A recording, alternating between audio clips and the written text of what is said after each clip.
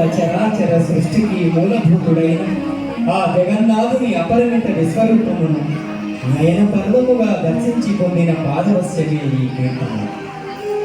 అనంత కోటి బ్రహ్మాండములు తనలోనే నిశ్చిత్తము చేసుకున్న ఆ అనంతుని దివ్య లావణ్యమును ఆ స్వామి కటాక్షము వల్ల కలిగి జన్మ రాహిత్యమును అన్నమయ్యేందు అత్యంత ఉదాత్తముగా చిత్రించినారు.